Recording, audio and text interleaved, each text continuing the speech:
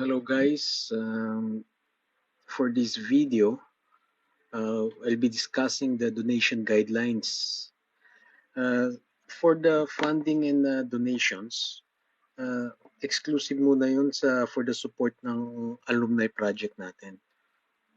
Uh, yung mga donations or any fund or contributions pertaining sa ating alumni homecoming for the later part na yun of the year. For now, until we accomplish an alumni project, all funds will be directed doon muna sa alumni project. Since malayo pa naman yung ating homecoming reunion, no? So, donations guidelines for the OSNHS Batch 2000 Alumni Project. This is still for approval. Proposal pa lang to, itong guidelines na to. Hopefully, within the week, magkaroon na ng approval itong guidelines na to. If there will be any revision, of course, this video will be edited. So donations, as I said, are exclusively for the support of the alumni project only so far. Donations are non-refundable, of course. No return, no exchange muna tayo. No? Hindi pwedeng dinonate natin, then later on, ay, mangangailangan ako. Kunin ko muna yung dinonate. Kasi, magiging complicated yun para sa ating treasurer and funding guys. Donations will be kept on a BDO bank account under the name of their designated alumni treasurer, Erica May Lara Manalo, with the account number as seen on this video. The reason bakit isang tao lang ang may account, ang holder ng account na to, napaka-complicated pagka sa bangko, pagka maraming signatories. Napakahirap ng proseso, ang daming hinahanap. So some documents we may not be able to provide, especially kung ang i-declare natin is non-profit non-profit like company or something like that, na dinidiscourage ng ating mga contact na treasurer sa bangko, tellers yung ganong sistema. They still prefer na isang tao na lang muna. Anyway, we will have accountability guidelines sa bagay na to for everyone's peace of mind. Then account updates shall be presented monthly, end of the month preferably ng ating treasurer.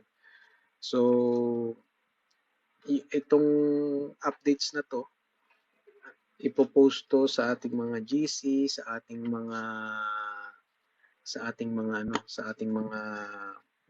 ating page.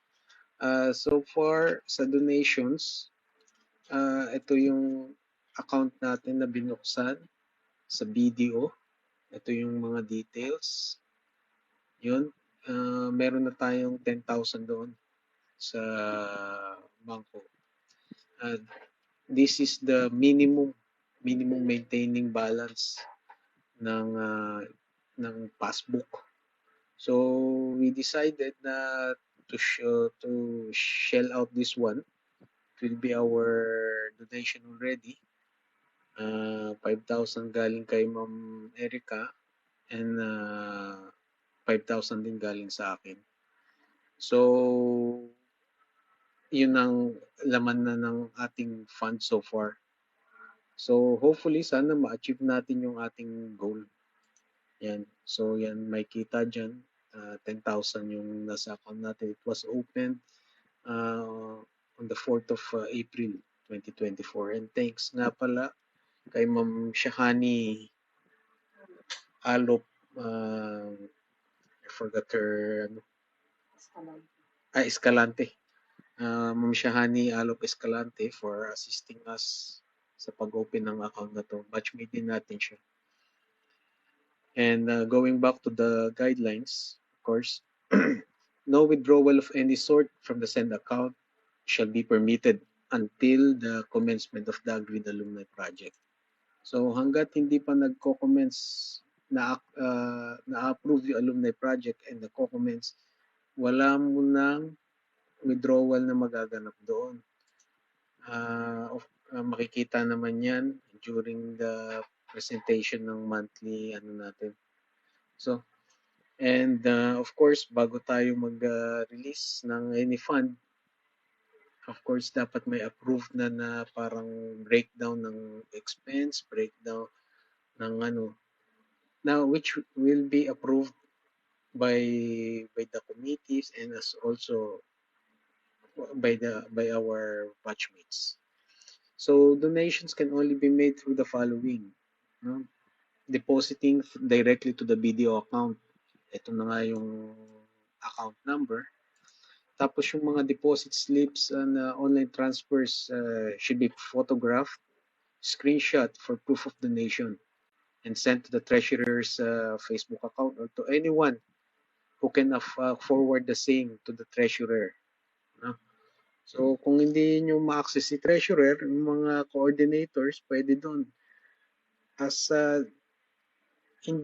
we discourage na mag-abot kayo ng money to anyone but the treasurer. No?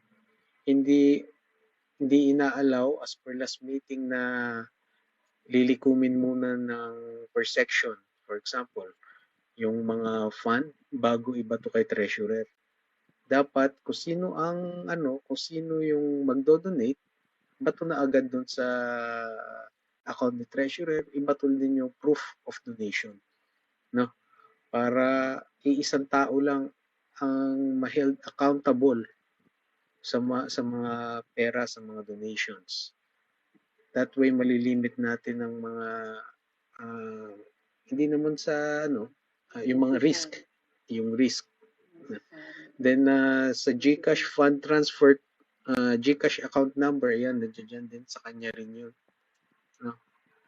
And yun nga, as I said, kung sino lang yung designated treasurer natin, sa kanya lang tayo mag-donate, magbayad para less risk. No? And yes, that's it guys for the donation guidelines.